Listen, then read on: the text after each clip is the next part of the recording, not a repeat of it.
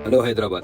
क्या आपको पता है याकूबपुरे को चखोपुरा क्यों कहते हैं? एक जमाने की बात है कि हैदराबाद के शानदार शहर में एक बादशाह शेख अहमद हुक्मरानी कर रहे थे। उनकी रियासत खुशहाल और अमन व अमान से भरी हुई थी और लोग उनकी इंसाफ पसंदी और दानिशमंदी के कायल थे। एक दिन बादशाह ने दरबार में एक खास इजलास तलब किया। दरबार में तमाम मुशीर, वज़रा और शहर के अहम अफराद मौजूद थे। बादशाह ने सबको बिठाकर फरमाया, आज मैं आप सबको एक अहम मसले पर गौर व फिक्र करने के लिए बुलाया है। मेरी ख्वाहिश है कि हम अपने शहर के एक बड़े मसले को पहली बार दुरुस्त तरीके से सुलझाएं। मजलिस में बादशाह ने एक पेचीदा मसला पेश किया। शहर के एक हिस्से में दो अहम खानदानों, खानदान खान और खानदान मिर्जा के दरमियान झगड़ा चल रहा था।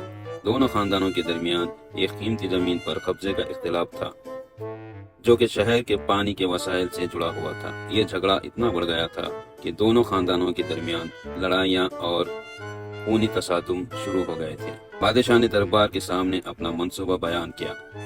हमें इस मसले को हल करने के लिए एक नई और मुनसिफाना राह अपनानी होगी।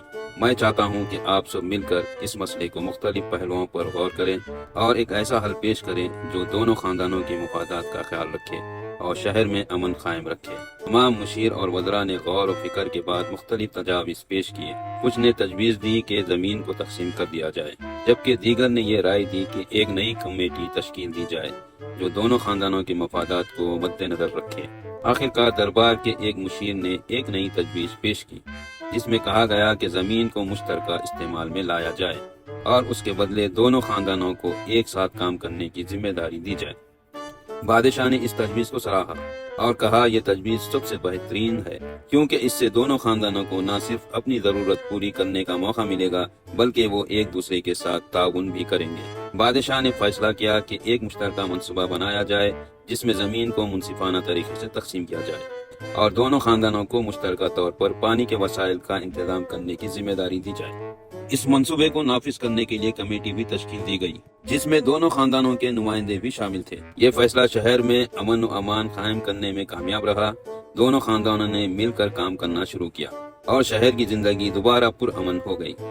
बादशाह की अकल और इंसाफ पसंदी की मिसाल शहर भर में दी जाने लगी। तो याकूबपुरे को चखोपुरा क्यों कहा जाता है?